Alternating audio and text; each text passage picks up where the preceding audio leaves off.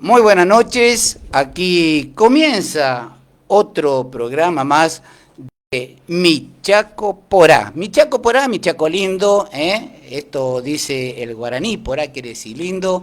Y la verdad que es un Chaco lindo, pero con un tiempo que realmente nosotros nos quejamos, che, nos vivimos quejando del frío, del calor, de la lluvia, de la falta de agua, nos quejamos de todo. Lo que tenemos que tratar es de concientizarnos que hay que quejarse de tener cosas en el fondo que acumule agua por el tema del dengue. De eso hay que quejarse, che. Hay que tratar de ser un poco más cuidadoso en el tema de que hay que romper los nidos del mosquito. No tiene la culpa el mosquito, sino la persona que vive, porque el dengue, ese mosquito malito que está por ahí, ese no va a domicilio, vive en el domicilio. Así que, dicho esto, vamos a hablar ahora de un tema muy lindo, muy importante, y a todos aquellos que han pedido salir al aire, por razones que se va a cortar el tema si le damos aire, porque vamos a escucharle a los profesionales con respecto a este tema tan importante y que no está visibilizado, che. El solo hecho de ser niño nomás ya te preocupa y realmente eso es lo que nos tiene que ocupar. Dicho esto, le damos la muy buena noche entonces a quien está aquí a mi derecha, la doctora Teresa Celada, especialista en violencia y niñez. Muy buenas noches, doctora Celada, ¿cómo le va? ¿Qué tal? Buenas noches. Muchas gracias por la invitación, Eduardo. Bueno, también nos acompaña la doctora Valeria Cruz. Ella es defensora municipal de niños, niñas y adolescentes. Muy buenas noches, doctora Valeria. Bueno, muy buenas noches y muchísimas gracias por la invitación. Bueno, la verdad que un tema muy importante, un tema que no es usual escuchar. Solamente usted atiende casos específicos cuando llegan a sus estudios, pero la sociedad no participa porque es como que le falta información o no sé cuál sería el motivo. Pero vamos a arrancar con la doctora Alicia Terada. ¿Qué es la infancia robada, doctora?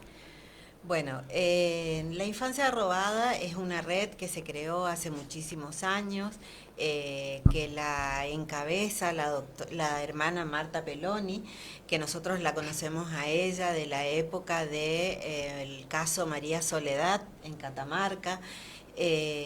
Bueno, Marta siempre acompañó todas estas situaciones de violencia que se fueron dando en niños. Todos se van a acordar que María Soledad Morales era una adolescente bueno, que perdió la vida, podríamos decir así, Sí. o que mejor dicho, la mataron en circunstancias bastante escabrosas, donde el poder político tuvo una intervención preponderante. Luego Marta se traslada a Goya, a la provincia de Corrientes, y ahí comienza a recibir denuncias de niños o vendidos o sustraídos de sus madres para luego ser dados ni siquiera en adopción como trámite legal que se está establecido, sino la venta y el tráfico de estos bebés recién nacidos fundamentalmente. Así nace la red de infancia robada. Y el año pasado Marta nos visitó acá en la ciudad de Resistencia, porque hicimos una campaña de concientización sobre los derechos del niño, que nos acompañó la doctora Valeria Cruz con la Defensoría Municipal de Niñas, Niños y Adolescentes. Bueno, y a partir de allí conformamos el foro del Chaco, el foro de infancia robada del Chaco. Bueno, yo soy una de sus dos coordinadoras y la verdad es que estamos trabajando arduamente en la tarea no solo de visibilizar los derechos de los niños, sino en poder hacer las denuncias, acompañar, sostener a todas aquellas violaciones de que se plantean a los derechos, y no solo de las niñas, de los niños, de los adolescentes, sino también de las mujeres, de las personas con discapacidad, de las personas mayores, es decir, todos aquellos colectivos tan vulnerables que tiene nuestra sociedad. Ahora, qué importante destacar todo este trabajo que se viene haciendo, un trabajo muy delicado, porque la verdad que es un trabajo muy vidrioso, doctora, porque se trata de niños y también creo yo que estaría incluido los adultos mayores, ¿no? Efectivamente, nosotros desde el Foro de Infancia Robada estamos trabajando a nivel nacional todo tipo de violencias, incluida la trata de personas con fines sexuales o laborales, y cualquier otro tipo de violencia que están establecidas en las leyes tanto nacionales como locales. Nosotros, como Foro del Chaco, estamos trabajando ante las denuncias que recibimos o los pedidos de auxilio, en muchos casos, con la Defensoría Municipal de Niñas, Niños y Adolescentes y con la Subsecretaría de Niñez y Familia de la provincia. Doctora Valeria Cruz, ¿cómo se hace o cómo nace una denuncia? Porque usted está en la Defensoría Municipal y la verdad que es algo bastante complejo, ¿no es cierto?, que alguien, trabajador o lo que fuere, vaya a hacer una denuncia de violencia de un niño, y más en el caso de que si trabaja, porque debe pasar por su cabeza el despido, debe pasar a la cabeza, qué sé yo, una amenaza. Cuéntele a la gente cómo funciona la Defensoría Municipal. Bueno, la verdad que sí, es una cuestión que nosotros hemos recibido o recibimos actualmente denuncias de manera espontánea, en el cual a través de la Defensoría y de las redes sociales, como ahora estamos en esta era, ¿no?, de las redes sociales, por ahí la comunicación es un poco más directa o más rápida, y la verdad que lamentablemente recibimos muchas denuncias de vulneración de derechos, muchas denuncias que por ahí quizás vemos la importancia, y por ahí también vemos el compromiso de la sociedad, donde se está animando un poco más a poder derribar, digamos, esas cuestiones que venían anteriormente a decir, bueno, no, son cuestiones de familia, yo no me quiero meter, cada familia es un mundo, cada uno arregla las cuestiones o cría a sus hijos como les parece, pero la verdad que a través del trabajo que hicimos en su momento con la doctora Celada, que cuando fue concejal, y trabajamos desde distintos programas que fueron iniciativa de ella, y también trabajando con la concejal Villagra, que actualmente integra el consejo también, y con otros concejales, fuimos trabajando sobre la importancia de que era generar, ¿no?, en la comunidad también esa confianza en las instituciones, porque yo creo que también eso es lo que sucede, ¿no?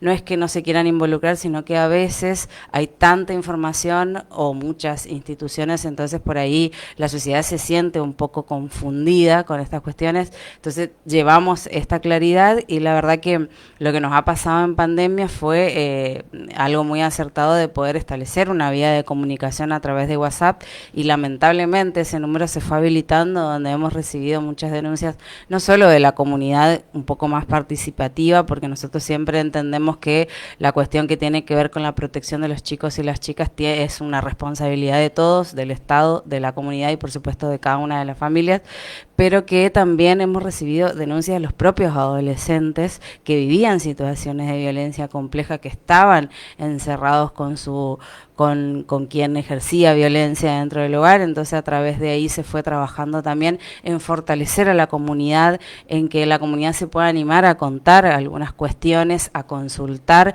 que no se queden con la duda. La verdad que nosotros tenemos tanto las vías de Facebook, Instagram, el celular también, que ahora vamos a dejarle acá a toda la audiencia también para que se puedan comunicar, y la verdad que estamos también trabajando con cada una de las fundaciones, de las asociaciones que trabajan y luchan muchísimo por cada uno de las vulneraciones de derechos de cada colectivo, como nos contaba la doctora Celada.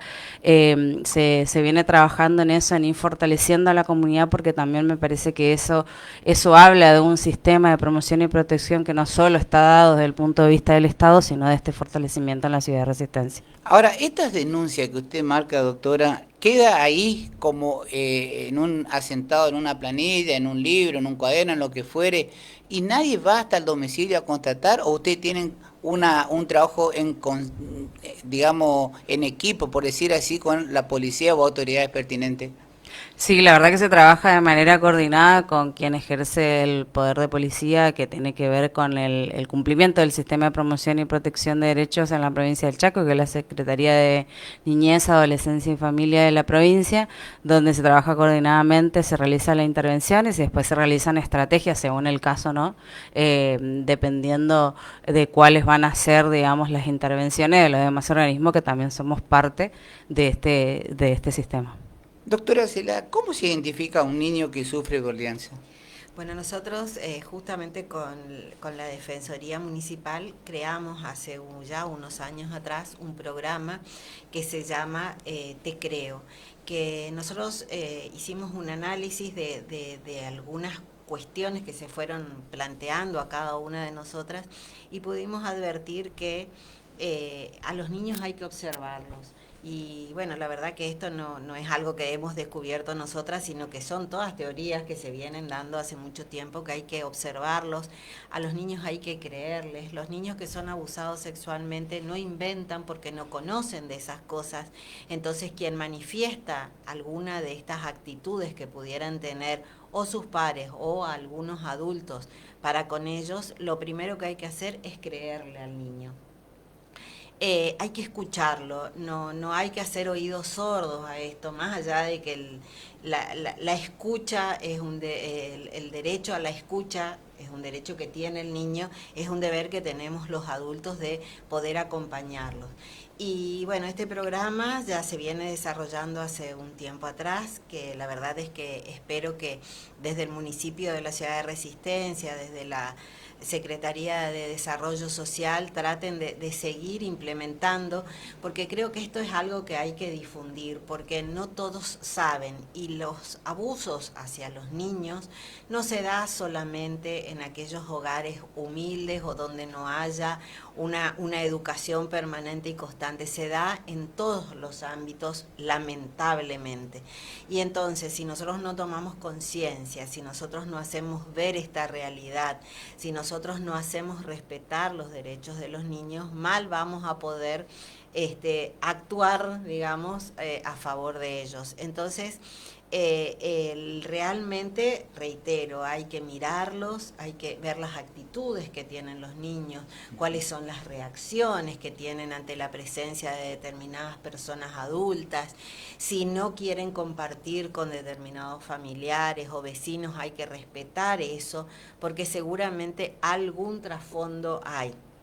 Hay que mirarlos, reitero, hay que nuestro programa era Te miro, Te escucho y te creo, o sea Ajá. que hay que escuchar a los chicos y creer en los chicos. Ajá. Y hacer las denuncias pertinentes o buscar los distintos mecanismos que tanto los organismos del Estado como los privados pueden ir dando para que estos niños se sientan seguros, donde puedan desarrollar el ejercicio pleno de sus derechos. Esto yo creo que es fundamental. Ahora, dicho esto que usted marca, doctora, el tema de que no solo se da en las esferas de la gente de pocos recursos o de bajos recursos, o como quieran llamar, en la clase media-baja, ¿qué pasa? ¿Cómo se da la violencia en la alta esfera? ¿A través del bullying, a través de que ellos están criados de otra manera o los crían de otra manera? Bueno, la verdad es que... Creo que no hay discriminación en ese sentido, digamos. Ajá. Me parece que las clases sociales nada tienen que ver, la violencia supera toda clase social y Perfecto. Lamentablemente nosotros como comunidad tenemos que seguir fortaleciéndonos porque por supuesto que el Estado tiene una gran responsabilidad, pero si uno empodera a la comunidad y por supuesto que brinda herramientas a la familia, esto es todo un equipo, digamos, lo que nosotros llamamos siempre para que funcione un sistema, dentro de un sistema se encuentran ciertas piezas que deben ir concatenándose, ¿no? Para que el sistema funcione. Entonces, si nosotros trabajamos como veníamos hablando respecto de llevar claridad en cuanto a la información, en cuanto a los procesos, en cuanto a los organismos, y esa coordinación se viene dando en fortalecimiento, ¿no? de la comunidad. Me parece que ese es el objetivo y hacia ahí es donde direccionamos desde la Defensoría y desde cada uno de los sectores con los que trabajamos. Yo voy tirando preguntas que oyentes me pasaron por la línea de WhatsApp, estaban muy interesados en este tema, y una de las preguntas que le voy a hacer, que a quien quiera responder, por supuesto, ¿por qué creen ustedes que se dan estos casos? ¿Es porque vienen de progenitores violentos? Bueno, la violencia, como todas las otras cuestiones, se aprende. indudablemente existe un patrón de donde la violencia lamentablemente, reitero, se transmite. Por eso nosotros tenemos la obligación, tanto desde las distintas organizaciones privadas, no gubernamentales, como del Estado, concientizar. Es lo único que nos queda. Siempre decimos que visibilizar los hechos de violencia y concientizar al respecto es lo que tenemos que hacer para que las conductas se vayan cambiando. Y esas conductas violentas que se aprecian en las familias o en los distintos núcleos, fundamentalmente donde los niños frecuentan, que por eso estamos aquí, ¿no? Por los niños, hay que denunciarlas, hay que frenarlas inmediatamente y bueno, y hay que tomar conciencia porque realmente los niños son los principales perjudicados en este caso. Claro, no hay que naturalizar las cuestiones por ahí, esto que tiene que ver, como decía María Teresa, nadie nace sabiendo, entonces vamos adquiriendo estas conductas y lamentablemente por ahí venimos, ¿no? De una cultura en la cual los argentinos somos muy pasionales, somos muy eufóricos en algunas circunstancias y la idea es que la comunidad pueda advertir y no naturalizar ciertas conductas que después repercuten en los niños y a partir de ellos en cada uno de los pares. Entonces,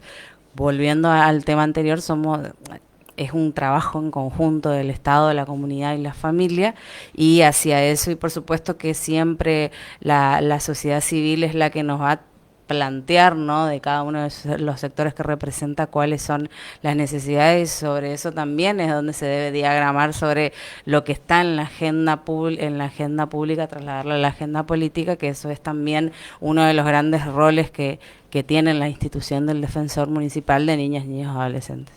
Hoy me decía una persona también que es funcionario y realmente me decía, yo vengo observando hace mucho tiempo, me dice, las 3 etapas de la violencia, principalmente que nace, me dice, en las 3 etapas de la educación, me dice, porque nace en el jardín, en la primaria, en la secundaria y termina generándose un conflicto muy fuerte en la facultad, en la terciaria, me dice, porque donde ahí ya empiezan las parejas y los problemas de noviazgo, también violencia de noviazgo, o sea, 2 preguntas en una, ¿no es cierto? Porque viene la violencia en la educación y termina la violencia en el noviazgo. ¿Es tan así, doctora? La verdad que la violencia cuando hay patrones de conducta de violencia, se va trasladando en cada una de las esferas. ¿En el jardín? En el jardín arranca, ¿no? Sí, por eso, como decíamos, sí, son conductas que se van aprendiendo. Chico, sí, yo era chico y la maestra hasta yo me acuerdo y le estoy hablando, a ver, 60 años atrás le estoy hablando. Que no se visibilizaba estos casos, pues teníamos miedo que vengamos a nuestra casa y le digamos, mira, la maestra me hizo tal cosa y nuestros padres nos daban más que lo que nos daba la maestra.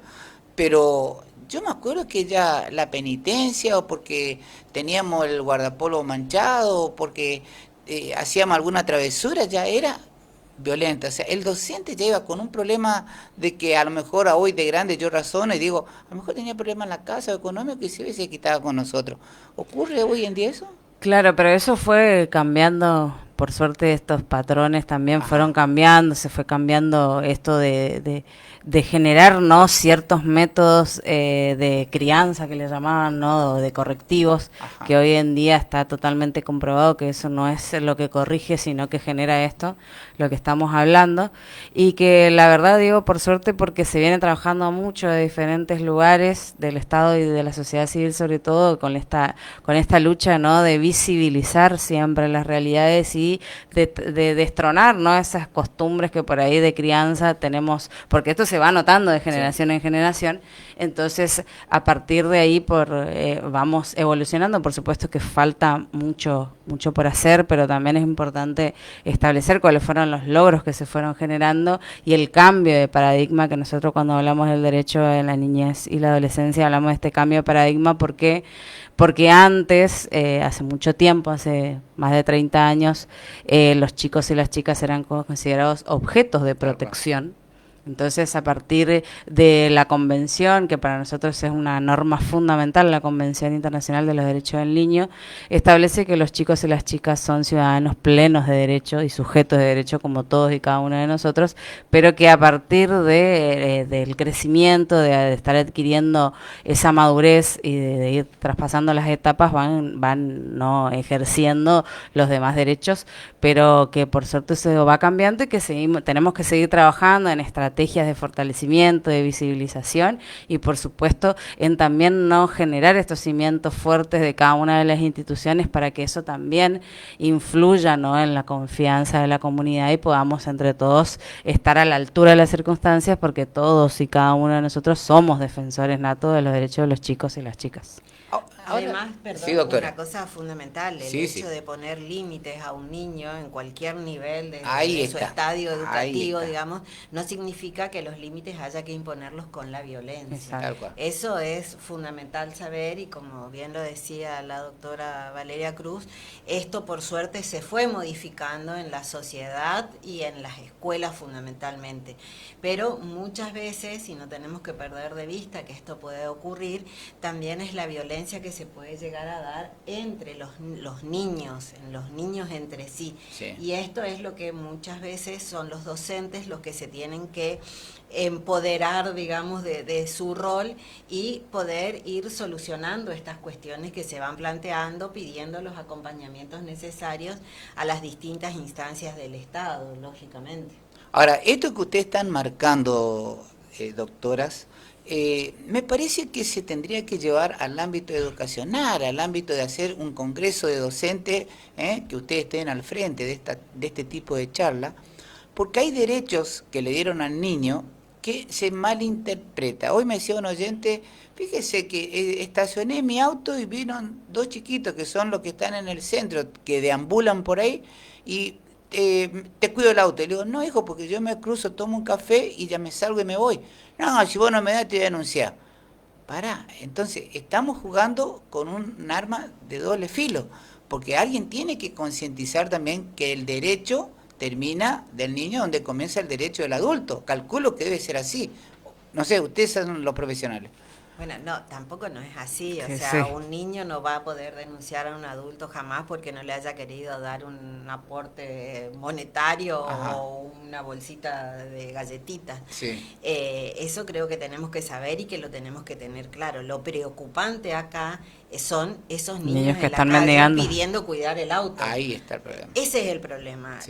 Tenemos que ver por qué esos niños están en la calle y por qué esos chicos no están en la escuela si es un horario de clase, o por qué no están en la casa jugando o descansando o tomando la leche o haciendo, o sea, ese es el principal rol que fundamentalmente lo tiene que cumplir la familia, que es la responsable inicial, digamos, y lo tiene que acompañar a este proceso el Estado, garantizando determinadas condiciones para que ese niño no esté en la calle pidiendo plata.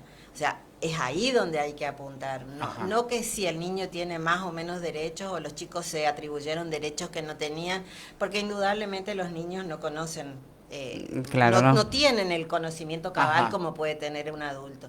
Es más, hasta eso podríamos decir que estaríamos tal vez tocando el límite del trabajo infantil, porque si está cuidando un auto a cambio de un dinero, ¿no será mandado por un adulto a realizar ese tipo de trabajo? O sea, ahí es donde tenemos que apuntar. Bueno, ahí es donde usted tocó algo muy importante, doctora Teresa Celada, porque justamente hay una pregunta de un oyente que me decía, que vemos, y eso yo lo hago público, me dice, pregúnteselo al aire, vemos que en propio centro de la ciudad de Resistencia, niños pidiendo y adultos sentados recibiendo las dádivas que recibe por justamente pedir en los semáforos o en los lugares que ellos están ahí. Sí, la verdad que uno con la realidad económica que se vive, uno visibiliza eso y por supuesto que trabaja para que, como decía Teresa, podamos los organismos del Estado en los niveles gubernamentales que nos toca poder saber por qué ese niño sale a pedir. La verdad que cuando hablamos de esto del trabajo infantil y roza un poco con el tema de la mendicidad, hay unas cuestiones técnicas que dividen, ¿no?, el trabajo infantil de la mendicidad, que tiene que ver con que en el trabajo infantil el empleador o quien envía al niño o la niña a pedir dinero a cambio de algo tenga que ser una persona distinta al familiar, digamos. Pero comúnmente, y lo que más se ve en la ciudad, es la mendicidad. ¿Por qué? Porque son familias enteras que salen porque no les alcanza el dinero para comer. Entonces, ¿qué hacen? Nosotros hemos intervenido en un montón de cuestiones en las cuales nos decían, nosotros tenemos ingresos, tenemos asignaciones, pero no nos alcanza, no nos alcanza. Entonces, ahí es donde el Estado debe ir, ¿no?, con esta cuestión de asistencia de lo que hablábamos y ver por qué está pasando. Sabemos que la realidad económica roza todo el país, que por supuesto cada uno en una de sus competencias territoriales tiene que buscar las estrategias, tiene que buscar cuáles son los programas que puedan solventar, digamos, esta realidad y que ese niño deje de estar en la calle pidiendo, o por ahí también cargando, ¿no?, con esto de que le alcance para comer una noche más. Entonces, por ahí se está trabajando ya también desde la Defensoría y con provincia con todas estas cuestiones, porque más allá de, en un caso cuando nosotros intervenimos, comúnmente no solo es lo que se visibiliza o lo que se plantea de una vulneración de derechos, hay un abanico de vulneraciones de derechos a través de ciertos casos. Entonces, la verdad que cada caso particular tiene sus cuestiones a intervenir y analizar, pero la verdad que eso, cuando nosotros pedimos siempre a la comunidad que se visibilizan estas realidades que estamos viendo en la calle, que se puedan comunicar con la Defensoría para que nosotros podamos tomar intervención, podamos generar ese relevamiento y darle intervención a la autoridad de aplicación para poder generar, ¿no?, una posible solución a esa vulneración. Ahora, hay algo que la gente común tiene, doctora, a las dos le digo, porque tiene ese problema de visibilizar los problemas, no quiere ir a denunciar, porque tienen miedo, tienen vergüenza, vaya a saber el punto que le toca en lo psicológico a la gente. ¿Usted tienen una estadística y tienen un relevamiento barrial o a usted que le toca cerca acá en la Municipalidad de Resistencia, un relevamiento o una estadística de la ciudad donde ustedes consideran los puntos negros, como le dicen la policía en los casos de accidentes de tránsito, pero usted tiene más o menos visibilizado en qué sociedad más o menos se da más violencia en los niños? La verdad que sí, la ciudad de Resistencia, si la queremos tomar, digamos, de norte, sur, este y oeste, que son los puntos cardinales, cada zona o cada punto tiene sus particularidades. De hecho, siempre se plantea que las estrategias en cuanto al ofrecimiento de programa del Estado sea realizada, digamos, a través de un relevamiento territorial. Nosotros también, es una de las funciones del Instituto del Defensor, plantearnos un informe de gestión de lo que vamos trabajando, y hacemos siempre una estadística también, y siempre las cuestiones que tienen que ver con violencia y con abuso sexual en la infancia son los que van liderando, digamos, nuestra estadística. Lamentablemente, y la verdad que sí, uno tiene por ahí esa descripción o discriminación respecto a estas cuestiones, pero lamentablemente, vuelvo a repetir, la vulneración de derechos y sobre todo la violencia está parejo en todos y cada uno de los sectores de la ciudad. Entonces es algo que no tiene que ver, como decíamos, con una cuestión de clasificar las clases sociales, sino que sobre todo me parece que es por ahí de desterrar un poco las cuestiones de crianzas o patrones de conducta que veníamos establecidos hace mucho tiempo. Doctora Teresa Celada, ¿existen los consumos problemáticos en los niños? Sí, indudablemente que existen, y cada vez lamentablemente se va dando mayor número y cada vez en más niños, más chicos, exactamente como... Para que la gente entienda, ¿a qué le decimos consumo problemático en los niños? Porque hoy me decía uno, mi hijo, yo tengo que entrar a algún lugar, tomar celular, el otro tomar la tablet. ¿También se considera un consumo problemático eso tecnológico? La verdad que cuando nosotros nos referimos al consumo problemático estamos hablando de sustancias, Sustancia. de sustancias. Si bien también hay un consumo del uso de o de las TIC que le llaman, o las tecnologías de la información y de todo lo que tenga que ver con esto, que también es una cuestión muy compleja porque a través de esas tecnologías se producen vulneraciones de derechos como el grooming, el sexting. Ajá. Hay un montón de otras cuestiones que van siendo víctimas los chicos y las chicas a través de los adultos, que son los que van estableciendo este tipo de estrategias para poder llegar hacia ellos. Y volviendo al tema del consumo problemático, como decía Teresa, esa es la realidad, digamos, sabemos que el consumo de sustancias está complicado y se ha acrecentado en la sociedad, en el país, en la provincia, en la ciudad, y por supuesto que lo que más nos preocupa y ocupa es el consumo en niños de corta edad, o sea, que ya van consumiendo sustancias duras, digamos, duras, nos referimos, qué sé yo, a la cocaína, cosas que por ahí son un poco más fuertes debido a la edad, ¿no? Entonces, también ese es un tema que a nosotros nos preocupa porque nos llegan consultas y sobre todo porque hay que establecer si el Estado tiene o no tiene dispositivos que puedan realizar esa intervención concreta. Es un proceso muy complejo, digamos. Pero que trae aparejado también, como marcaba la autora Teresa Celada, en uno que ahí arrancamos también, la posibilidad y las probabilidades del tema de trata, ¿no, doctora? Sí, por supuesto. Indudablemente que es así. Por eso es importante, como recién decía Valeria, establecer los mecanismos desde el Estado. La verdad que igual que la violencia, el tema del consumo problemático de sustancias atraviesa a la sociedad en general sin distinguir ni sexo, ni edad, ni condición de educación, ni de económica, ni de ningún tipo. Entonces creo que estimo y me parece oportuno que tanto el Estado nacional como provincial y municipal deberían reforzar estas cuestiones. Ahora, qué importante esto que están marcando, porque realmente lleva y conlleva a que nosotros estamos viviendo un episodio bastante distinto al que estamos acostumbrados, donde la evolución tecnológica trae aparejado todos estos conflictos.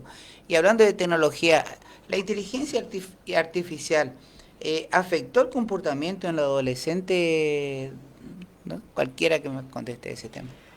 La verdad que... Porque ahora interactúan con la inteligencia artificial. La verdad que sí, uno está en una edad donde no comprenden por ahí estas cuestiones de la inteligencia artificial, pero los chicos por supuesto que dominan estas cuestiones. No sé con certeza si esto de la inteligencia artificial tiene grandes beneficios o tiene grandes perjuicios. Yo creo que todo tiene que ver con que nosotros planteemos y enseñemos a cada chico y cada chica cuáles son los riesgos cuando uno entra en el mundo de la tecnología, en el mundo del internet más que nada. Siempre cuando nosotros realizamos un par de talleres respecto al grooming, nos decían los expertos que a veces uno no toma dimensión cuando sube una foto a las redes sociales, porque sube a un universo que la verdad que es muy difícil de analizar porque ya entra, como se dice, en esa famosa nube. Exacto. Y ya pierde, digamos, uno el dominio de esa información que se va compartiendo y ya miles y miles de personas, imagínense que alrededor del mundo puede tener acceso a la información que nosotros planteamos. Entonces, me parece que por ahí tendríamos que trabajar también un poco más sobre la concienciación de lo que se plantea en redes sociales o en este universo que es el Internet, de poder ir estableciendo con los chicos y las chicas todos estos mecanismos, que ellos puedan tener ciertas particularidades, porque los adultos vamos a estar, pero a veces el alcance que ellos tienen y el dominio de la tecnología nos va a superar a nosotros. Entonces tenemos que dotarlos de herramientas fundamentales para que ellos puedan ir cuidándose en este sentido, y es como te decía, que también son una ventana para cometerse un montón de delitos que los tienen, digamos, a ellos como víctimas. Así que la verdad que eso también desde la Defensoría trabajamos un montón en las capacitaciones y hoy cuando vos hablabas respecto de poder trabajar con los docentes, hemos trabajado el año pasado con una diplomatura que tuvo más de 7.000 inscriptos, en el cual esa diplomatura estaba certificada por la Universidad Nacional del Nordeste, la Facultad de Derecho, en la cual tuvimos alumnos de inclusive de otros países vecinos y fue una oferta académica muy muy interesante porque era gratuita y en el cual la mayoría de los asistentes fueron docentes, entonces se está trabajando también ahora para poder con esta nueva gestión del Ministerio de Educación poder continuar con esas capacitaciones porque son algo que también los docentes nos van requiriendo, de poder charlar un poco más sobre las estrategias porque estamos todos en esta situación de alerta y somos todos responsables y como decía Tere hoy, el docente en la escuela pasa mucho tiempo con los chicos, pasa muchas horas, entonces es también una de las personas que puede visibilizar muchas cosas y hay que estar bien preparados para poder dar las correctas intervenciones.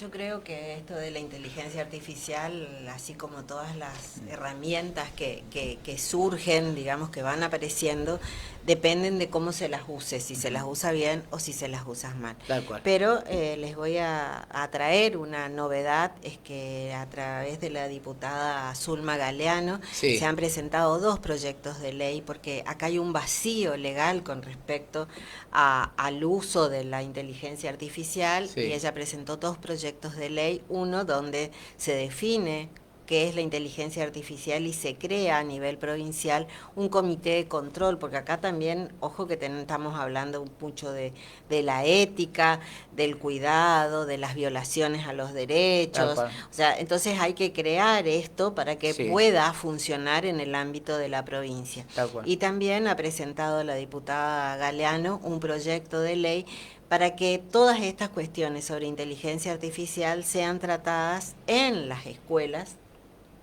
tanto en el nivel primario, secundario, como en el nivel terciario, que Sí. es lo que abarca el Ministerio de Educación, y no solamente estableciendo cuestiones de capacitación y de enseñanza para los docentes, sino y fundamentalmente para los alumnos. Este es un proyecto que ya tiene estado parlamentario, que está en la Comisión de Educación de la Cámara de Diputados y que seguramente va a ser un disparador de un montón de debate que se va a ir dando en la sociedad, porque esto es algo que estamos iniciándonos, sí, más allá de que en algunos lugares del mundo esto esté un poco más avanzado, pero de todas maneras ahora claro, aparte decíamos, es algo que se va a instalar, claro, y va a quedar. Se va a instalar y va a quedar, o sea, es una realidad que no la podemos negar, no podemos cerrar la puerta y no la vemos, no la sentimos.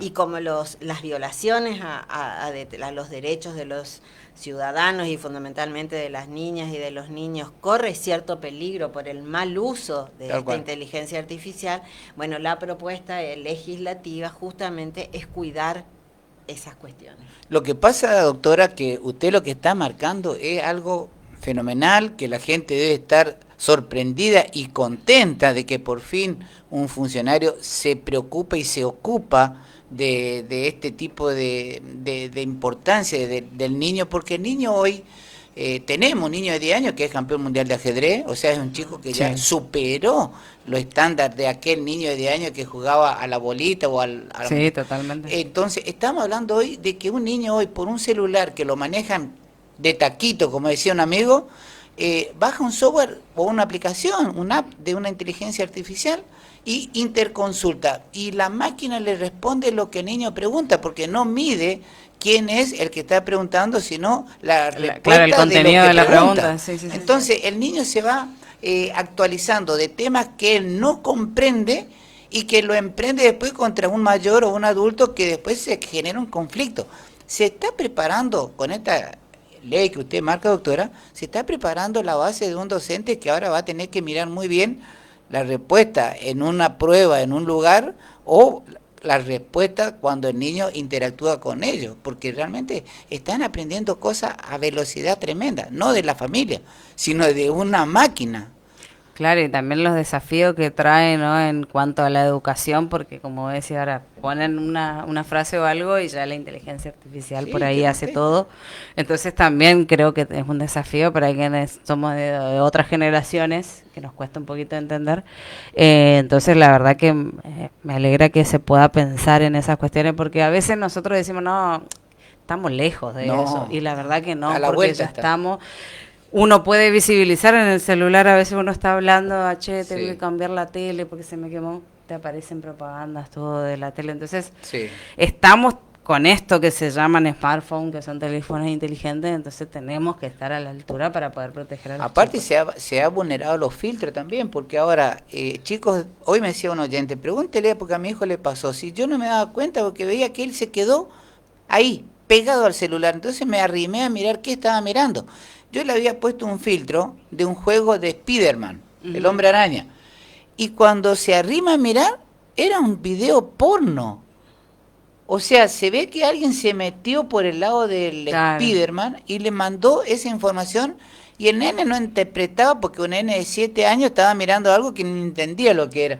O sea, guarda con estos temas y que me parece perfecto que un funcionario de la Cámara de Diputados se esté involucrando en algo que estamos empezando a convivir recién nosotros. claro, Sí, así no, es es. fundamental. La verdad es que es un proyecto, como yo digo, de avanzada en función, primero porque no hay nada, Tal porque cual. es necesario regular, y segundo porque fundamentalmente protege a todas las personas en general, pero fundamentalmente la ley que está destinada a educación protege a nuestras niñas y nuestros niños, porque hay que enseñarles a qué es, a cómo se utiliza, para qué sirve, o sea, el buen uso Sí. de las herramientas que uno Claro. pueda tener.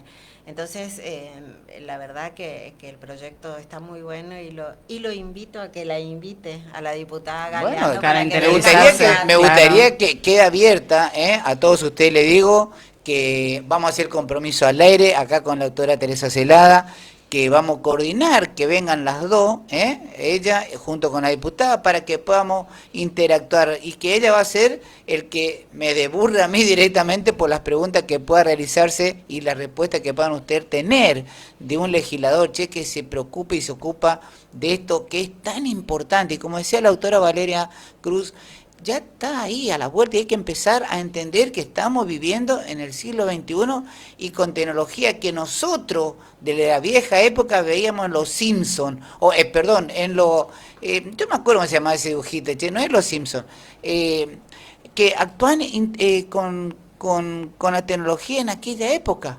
Y vos decís, pero éramos dibujitos y hoy se está dando una realidad, estamos viendo los robots. Ustedes vieron Robocop, ¿no es cierto? Ese de que la máquina supera al ser humano. Hoy Elon Musk, ¿no? Nosotros hemos leído en un montón de las páginas de redes sociales que Elon Musk dijo que él cree que para el 2026 la máquina estaría superando en algunos temas al ser humano. Guarda con lo que se nos viene, che. Estamos enfrentando y confrontando con algo que no razona, sino que contesta lo que usted pregunta. Y eso es lo que decía la autora Valeria y la autora Teresa Celá. Tiene que tener un filtro y un control justamente de esos chicos. ¿Será que estamos recién consumiendo las novedades que ya el otro, Europa, por ejemplo, el occidente, está en el oriente, se está viendo otro tipo de cosas? Y sí, puede Sí. ser. Puede ser porque somos un país subdesarrollado y porque hay países en los cuales son generadores de energía o de tecnología y que nosotros recién estamos inmersos en ese camino, pero no por eso quiere decir que no consumamos esa tecnología, digamos. Así que, Vi un hotel, no un hotel, un bar en Buenos Aires el otro día, donde hay una caja que dice, deje su celular como... ¿Se acuerdan que ustedes entraban en un comercio, un supermercado y hay que dejar los bolsos? Bueno, este es dejar su celular. Entonces usted conversa con el claro, que está disfruta el ahí. momento de Ya, otra porque usted manera. recorre los distintos sectores de la ciudad y ve que están sentados dos personas, adolescentes, uno cada uno con su celular en mano y el café de por medio, pero ya no se hablan. Y ahora, volviendo al tema adolescente, hay dos generaciones muy fuertes, el Millennials y el Z. ¿Están pasando algo dentro de esa estructura? Ustedes que están trabajando en el tema de violencia de niños, niñas y adolescentes, ¿qué está pasando en la violencia del noviazgo en el adolescente? La verdad que sí hay situaciones de noviazgo, de violencia en el noviazgo, que es donde también se trabaja también de muchos colectivos, de muchas fundaciones, asociaciones y de la Defensoría, en que hay determinadas conductas que a veces se fueron naturalizando en el noviazgo en otras épocas y que hoy ya no pueden pasar desapercibidas. Entonces volvemos a la cuestión de el tema de no naturalizar determinadas, bueno, si te cela está bien, te quiere, hay determinadas cuestiones que no reflejan el amor que se plantea en cada uno de estos vínculos. Entonces es una situación que va cambiando o se va por ahí, arranca, inicia, digamos, desde el noviazgo, y que después eso se va trasladando o se va fortaleciendo, ¿no?, esa propia violencia en los demás estadios. Así que también es muy importante poder trabajar con cada una de estas cuestiones. Hoy en día nosotros sabemos que hay por ahí también otras situaciones en las cuales se vive el amor con alguna cierta o cuestión de libertad. Entonces también está bueno que la libertad se ejerce en función de lo que al otro o la otra también lo haga libre, y no a través de ejercer estas estrategias de violencia, que siempre, repito, esto se trabaja un montón también, trabajamos mucho en talleres también con los adolescentes, en poder empoderar a cada una de las familias para que puedan también darse cuenta de determinadas cuestiones que hacen y que son conductas propias también de la violencia de género. Ahora, doctora Celada, esto que ustedes están planteando, y con esto vamos a ir cerrando, se da mucho en el tema ya, complementando esto que usted hace en el tema de violencia, niños, niñas y adolescentes, ¿se puede pasar a la otra parte, al cruzar la línea y entrar en violencia de género, donde el adolescente hoy marca más o el padre perdió el derecho, donde el niño ya exige cosas que realmente a veces hasta se llega hasta la violencia física en algunos hogares? La violencia física del padre hacia el De niño. hijo al padre. Bueno, la verdad es que yo creo que todas las violencias, reitero, atraviesan la sociedad, y eso es lo que tenemos que visibilizar para ir combatiéndolas. Yo creo que estos hechos de violencia que se puedan producir, como usted dice, en el ámbito familiar, son patrones que tenemos que ir desterrando, y también creo que tenemos que ir sacándonos de la cabeza el mito que muchas veces se da de esto de la violencia. Bueno, no sé, yo no tengo estadísticas, pero creo que las violencias de las personas mayores hacia los niños, Es mucho más lógicamente alta. siempre es mucho más Sí. alta, porque son más vulnerables, Sí. porque están más desprotegidos, y porque el poder Claro, que están en ejerce otra el adulto, relación claro, superior a... hace que en todo caso se ejerza la violencia de esa manera. Pero indudablemente son todas cuestiones a las que se pueden resolver si uno recurre a los estamentos que correspondan. Bueno, yo soy una defensora acérrima de la Defensoría Municipal de Niñas, Niños y Adolescentes. Nuestra ciudad es la única ciudad en todo el país que la tiene, porque sí hay defensora a nivel nacional y a nivel provincial en otras provincias. En la nuestra lamentablemente no hay. Está legislado, pero no designan el defensor como corresponde. Es muy triste, pero para nosotros tener la Defensoría Municipal de Niñas, Niños y Adolescentes en la ciudad de Resistencia, la verdad es que podría decir yo que es un orgullo. Y quería contar que este instituto nació de una ordenanza donde, junto a la doctora Cecilia Baroni y yo, un proyecto de cada una, pudimos lograr esta ordenanza donde se habla de todo un sistema de protección integral para los niños y las niñas de la ciudad de Resistencia, y la creación de la Defensoría Municipal. Este fue un proyecto que lo hemos trabajado más allá de los partidos políticos. Entonces, esto creo que es lo que hay que destacar, y por eso creo que hay que hacer una defensa acérrima de este instituto. Y hay que dotarlo de todas las herramientas necesarias para que funcione y para que los niños de Resistencia tengan dónde recurrir, y las familias de esos niños sepan que existe alguien que va a escucharlos y que va a acompañarlos y que va a sostenerlo en este difícil camino que tienen que transitar en muchos casos. Yo creo que lo mejor que pudimos haber hecho allá por el 2018 fue justamente la sanción de esta ordenanza, que salió por unanimidad y que fue promulgada por el entonces intendente sin ningún tipo de veto. Me parece que esto es necesario destacar porque cuando las cuestiones son importantes, las diferencias políticas no deben existir. Tal cual. Y justamente, si no existieron para el nacimiento de esto, no deben existir después para el funcionamiento. Tal cual. Qué importante tema, que nos quedó corto el tiempo, es tirano, en nuestro trabajo. Gracias, doctora Megriño, excelente programa, estimado. Felicitaciones por la iniciativa de abordarlo y con prestigiosos disertantes. Yo lo que voy y que con esto cerramos, nos despedimos, doctora Valeria Cruz. Dígale dónde la pueden ver, en dónde se puede anunciar y, por supuesto, muchísimas gracias por estar con este tema tan importante. Bueno, muchísimas gracias, Eduardo, por generarnos este espacio, que la verdad que, como vos decís, el tiempo nos queda corto, hablamos un montón, a mí me parece que recién empezamos a hablar y han pasado unos más de 40 minutos.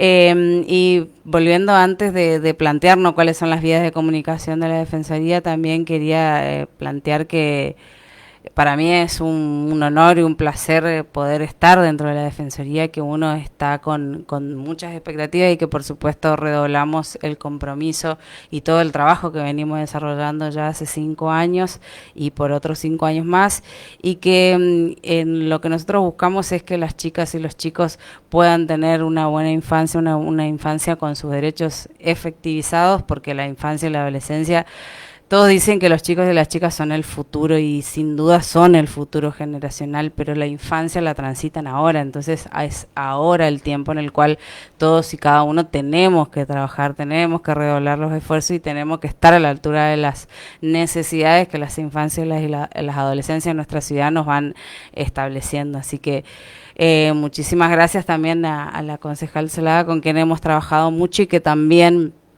seguiremos trabajando desde otro lugar y por supuesto siempre con esto de que los chicos y las chicas son la prioridad, más allá de las cuestiones que tengan que ver con las realidades partidarias.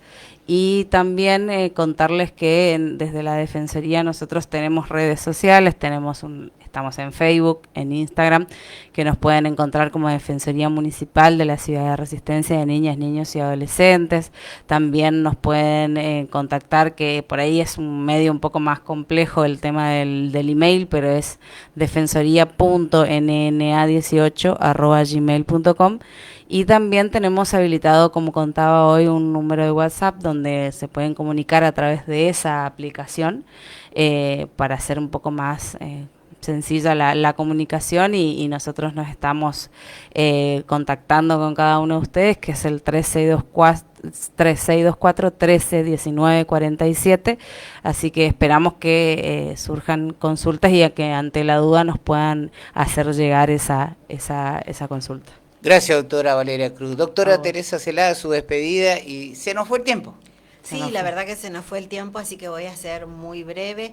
Agradecer por esta participación, seguir invitando a toda la sociedad a sumarse a la defensa por los derechos de las niñas, los niños y los adolescentes, no solo de Resistencia, sino de la provincia y del país. Decirles que somos el Foro de Infancia Robada Chaco y que nos pueden encontrar en las redes sociales, tanto en Facebook como en Instagram, con este nombre, y que bueno, y que estamos a disposición para poder seguir luchando por la defensa de los derechos de nuestras niñeces. Gracias. Qué lindo tema, che, pero nos queda acá, van a volver y por supuesto vamos a ampliar todo eso que ustedes quedaban en la duda y aquellos que están mandando WhatsApp.